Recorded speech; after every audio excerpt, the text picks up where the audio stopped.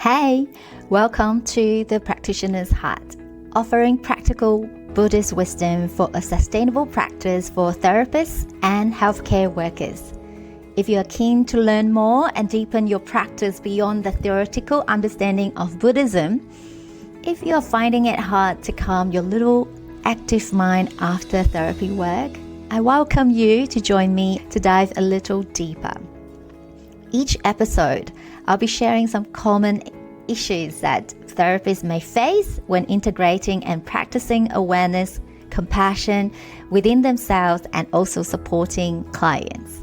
I'll be sprinkling some pearls of wisdom that I've learned from my master and teachers that will be helpful as internal resources for the helpers in us. I'll also be interviewing other therapists who are on this spiritual path together to share their experiences of how they integrate and practice wisdom and compassion in their daily lives. I want to let you know that you're not alone. You are part of a bigger community who aspire for greater soul alignment, growth, purpose, and awakening. That we can strike a balance of juggling our busy modern life as therapists with a clear mind and an open heart. I hope to inspire more practitioners to explore deeper spiritual meaning and purpose on our path to enlightenment and awakening. I'm your host, Po Gan, a psychologist, a Buddhist practitioner, a parent of 2 children, a fellow human being with a busy mind, but with a great inspired vision for collective awakening. Let's begin.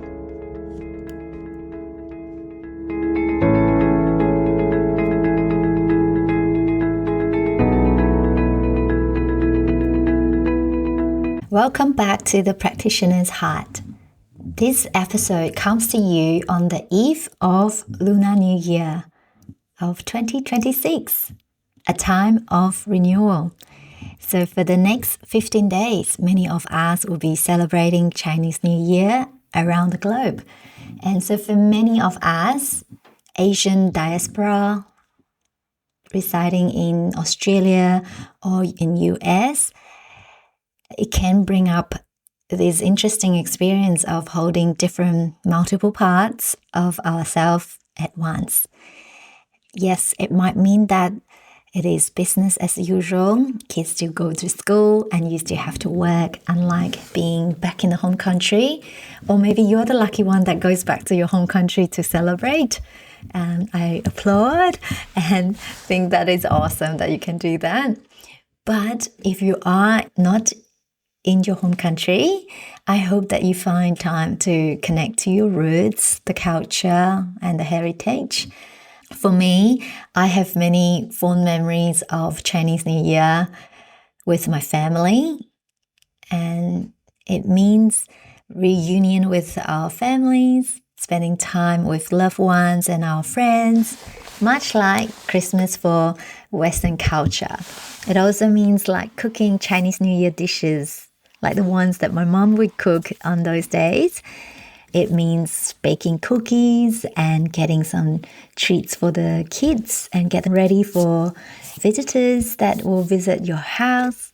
And we will visit other people's house as well. We call it 拜年. And for parents, it means giving out red packets, 红包, for your children or like younger people as a symbol of good wishes. I know that my heart will be thinking of my big family back in the hometown, even though I cannot be physically there with them. Yes, I could talk about Chinese New Year a lot. It is my absolute favorite celebration of the year. I wanted to start with this to acknowledge the Chinese New Year. I guess this practice of allowing multiple parts of ourselves to coexist, I think it's quite important for our work as therapists and helping professionals. Maybe as someone of different culture or like people of color. I think all of us, to some extent, we have different parts, right? So sometimes these parts exist in harmony, and other times they create a quiet tension, a feeling of being in between worlds. As I get older and have greater understanding of myself and my experience, there's less need for me to fight or hide away or tuck any part of myself away. So I thought this is a good place for us to start today. Today, what I wanted to talk about is Lunar New Year in the Buddhist tradition. In Buddhist tradition, the Lunar New Year is often associated with a particular figure, Maitreya Bodhisattva. Maitreya Bodhisattva is an embodiment of loving kindness and bliss. You might have heard me talking about the prophecy in the previous episodes that he will be the next Buddha to appear in our world. And the prophecy states that he will achieve this not next year, not in 1,000 years, but in 5.67 billion years later. It almost seems hard to believe, and it's so far away, right? Especially with the state of the current world right now. It feels very dimmed, this vision. However, based on the sutras and teachings, Maitreya Bodhisattva will manifest in countless different human forms, lifetime after lifetime, to work hard to make that blissful pure land on earth to come true. It takes a lot of patience and perseverance across lifetimes, I imagine. A popular image associated with Maitreya Bodhisattva is actually this figure that many of us know as Laughing Buddha. And I don't know whether you have heard of Laughing Buddha or not, but many of us from the Asian culture would have known Laughing Buddha as a symbol of joy and prosperity or abundance. You will see the statue of Laughing Buddha in some of the Asian homes. I definitely had one when I was younger, or in Asian restaurants or Buddhist temples. I actually saw one at the Milan campsite retreat in Perth the other day when I went camping recently, and that was interesting. In this episode, I wanted to go a little deeper than the common image of a good luck charm and touch on the heart of his meaning, which I believe offers a profound teaching for us as practitioners. Laughing Buddha has a rich history. According to the history, he is based on a real person, a wandering Chan Buddhist monk from 10th century China named Bu Dai, or Hote in Japanese. He's stout, joyful, and his most prominent feature is his big round belly. I actually have one on my altar. In our modern world, we might misinterpret this, but this symbolism is actually profound. That belly isn't about gluttony. Oh, he's eating too much. But it's actually about his capacity. I remember one of my friends wrote that in my year 6 book. She actually used that to share with me this phrase, and I still remember it until now for some reason. I think it's like a wishes for you, like may you be like the Laughing Buddha. 度大能容，容天下难容之事. It means a belly big enough to contain things that are difficult to endure in the world. So it represents a container, a space so spacious that it can accommodate all that is hard to endure, all the world's suffering, the frustration, or our impatience. It can hold it all with a joyful, loving presence. Bu Dai, it means a cloth sack. This person is actually quite unconventional at that time. He wore these ragged robes and carried a simple cloth sack. That's why that gives the name of Bu Dai He Sang. But this sack wasn't for hoarding possessions and like carrying around with him everywhere. It was actually filled with treats that he will give to children. The sack symbolizes his freedom from attachment and a light-hearted approach to life, that he's willing to give things away, his possessions away for other people. One of the most radical practice was his laughter. You will see that on a lot of the statues, he has this beautiful laugh from the heart, out loud laughter, a smile, that facial expression. And that is the key. So this laughter that he had wasn't just simple happiness. It's actually laughter of liberation. It's a joy that flows from deep, profound, penetrating insight into the nature of reality. Specifically, it's the joy that comes from seeing through the illusions that cause so much of our suffering. What are those illusions? In Buddhism, they are often summarized as the belief in permanence, this belief that there is a solid self, and the misunderstanding of where suffering comes from, and our need to cling on to things and wanting them to be permanent, wanting good times to last forever. So Bu Dai's laughter is a direct challenge to some of these beliefs. His joy comes from a deep understanding of these fundamental truths, that all things are impermanent, that the self, what we think about who we are, is a construct rather than a fixed entity, and that our suffering comes from clinging to things as if they were permanent, real, and solid. Our mind, this monkey mind, likes to cling on to our thoughts about the past, the present, and the future. But in essence, these thoughts are actually impermanent and fleeting. So how does this apply to us in our clinical rooms and in our lives? Let's be honest that so much of our professional anxiety comes from clinging. We cling to the idea of a good session and kind of suffer when a session falls flat or goes difficult. We cling to our identity as a competent, effective therapist, and we value our work. And so when we make a mistake, that feeling of being a fraud can be excruciating.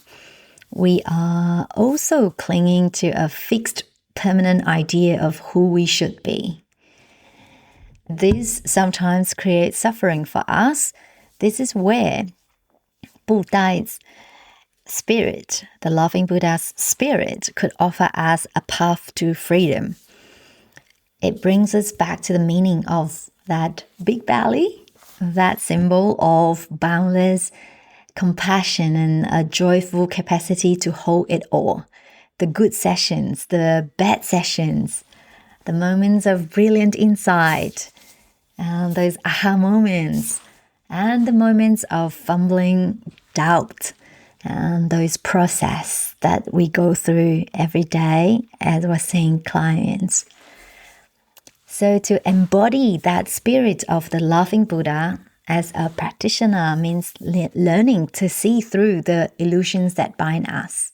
It means recognizing that the air quote competent therapist and the air quote struggling therapist are both temporary constructs and not a fixed self.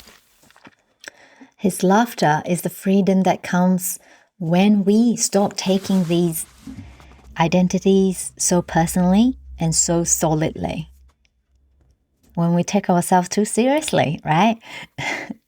It is the ability to hold our own imperfections with the same boundless compassion we offer to our clients. It is the very definition of freedom from attachment. Just some personal sharing. I noticed that the other day when I had to introduce myself to a group of mental health practitioners, that my voice was shaken. And because of my rejection sensitivity of being a neurodivergent, my mind was showing me the many times that I stumbled my words and I went like blank. My mind was blank. So I paused and then I got a bit flustered and I kept going, talking. I couldn't remember what I was saying before and after. And then I spent a few minutes after that realizing that, I got hooked again by my feelings and thoughts and that catastrophizing about like, how are other therapists going to judge me? And that very moment, it's the time that I realized that our minds are very quick to cling on to what I should be, how I should be. And we're attached to this idea of I and my ego. It is so easy to fall into that trap. So the moment where the awareness kicks in, I loosen that grip a little and ground myself back to the present moment again. And I realized that this is the very practice that we're talking about, how to allow ourselves to be human, to feel the discomfort and fear, and to show up. And I'm sure that every one of us will have different struggles.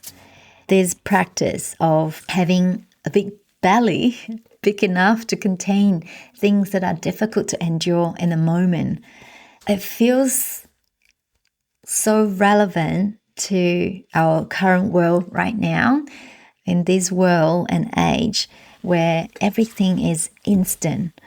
We want to have like instant answers. We can Google or ask AI anything and they will give us an answer straight away. With AI and the speed of modern life, it feels like our collective distress tolerance are like, shrinking by day. We have a hard time waiting for a text message, waiting for deep change for ourselves and for our clients. I think as time goes by, we struggle to stay in this uncomfortable zone. We wanted to get rid of that discomfort straight away. But this uncomfortable zone is the actual fertile ground where real growth happens. And we feel like we wanted insight now, transformation now, healing, or resolution right now. This ability to be present and whole and stay with this and sitting with this is harder for us to do now.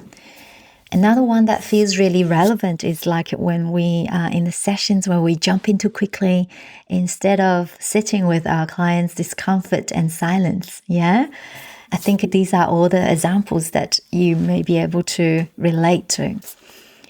So I think the Laughing Buddha's belly offers us a different way. It invites us to consider that maybe, if all of those things that we perceive and the things in this world is impermanent and our understanding, our identity, our thoughts and feelings and sensations are impermanent, maybe the goal is not to get rid of the discomfort or to suppress it, but to grow our capacity to hold it. So I thought that was something nice to share on the Lunar New Year Eve. Yeah. At the Buddhist temple that I attend, there is a beautiful New Year ritual with bliss kids. And these are a few kids that will dress up as bliss kids with two big cloth sacks behind them that they're holding on their shoulder. Usually they are green and red in color. So these kids, they will be singing along. You'll also be given a gray ball where you can write on a piece of paper a habit that you wanted to let go of this year, in the new year. So once you pass the gray ball to the bliss kid, and then another bliss kid will give you a green ball where you will get that words of wisdom or a value that you would like to cultivate and practice for the year. So inspired by this and also the liberating spirit of Bu Dai, the laughing Buddha, I invite you to a moment of reflection. Let's take a moment together. Okay. If you are listening to this while you have some moments to yourself, I invite you to do this practice with me. Of course, not when you are driving, okay? Disclaimer. So just take some deep breaths and find a posture that feels supportive.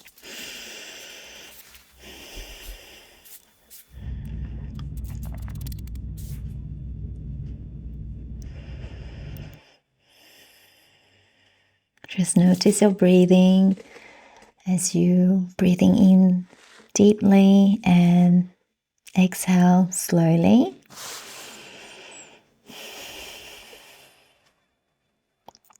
You might put your hand on your heart as a gesture of kindness to yourself as you're learning how to hold with more openness and lightheartedness.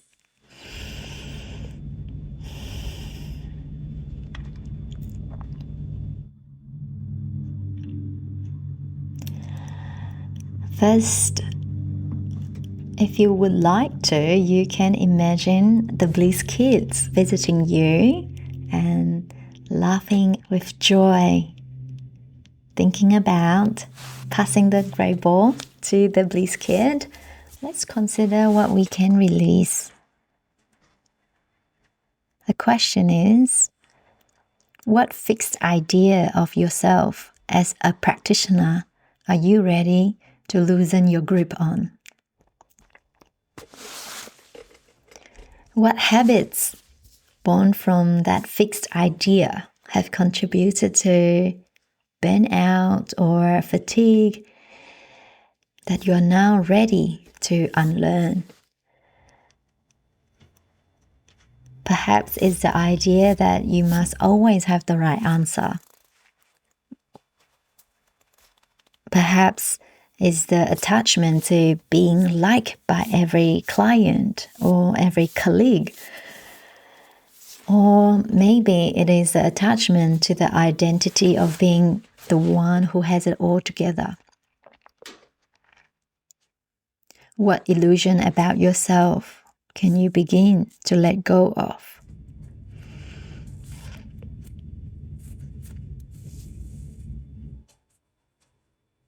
Just allow yourself some time to think about that and let the answers show up.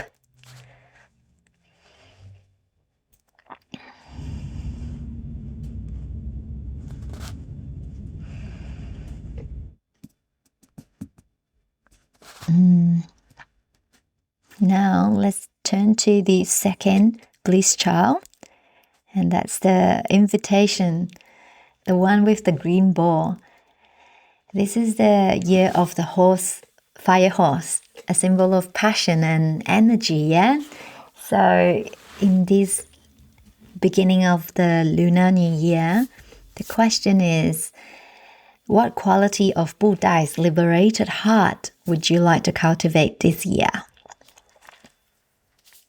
It could be this penetrating insight to see through the fleeting and illusory nature of our thoughts, our feelings and sensations. Or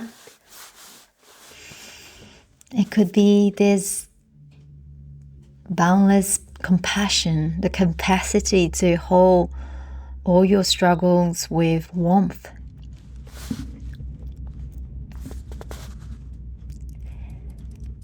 It could be his joyful spontaneity, allowing more playfulness and joy to enter your life and work.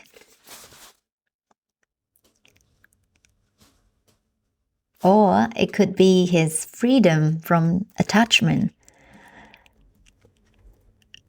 The non-attachment that we can practice, meeting each moment, each session, each client just as they are, without clinging to a desired outcome or set agenda, or a need to fix, while still moving towards the direction of what matters to them.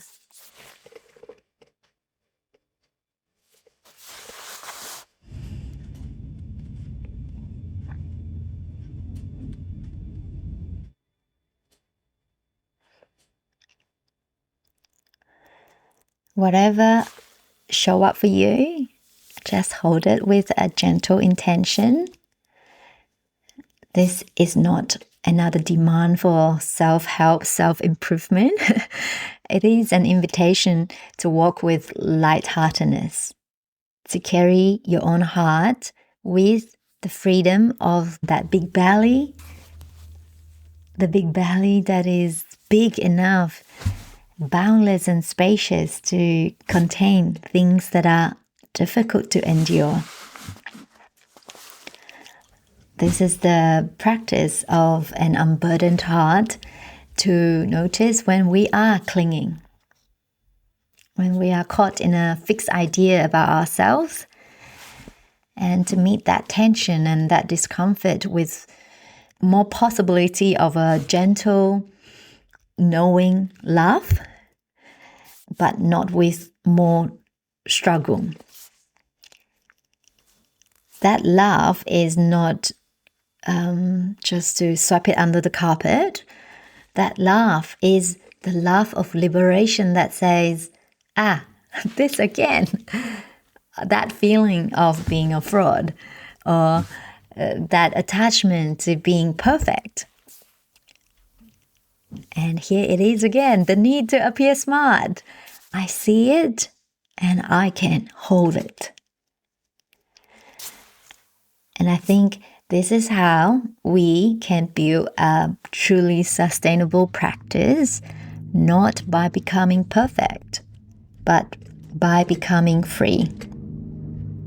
Free from the attachment of what it should be.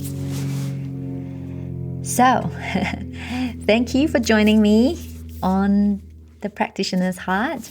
Happy Lunar New Year.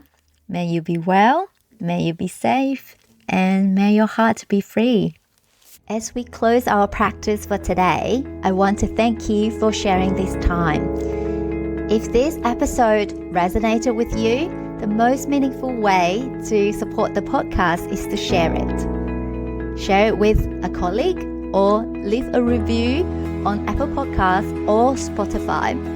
It helps our community to reach other people who need it. Until next time, keep your heart open, keep your mind clear and steady. Go be your amazing self as you awaken yourself and others. See you next time.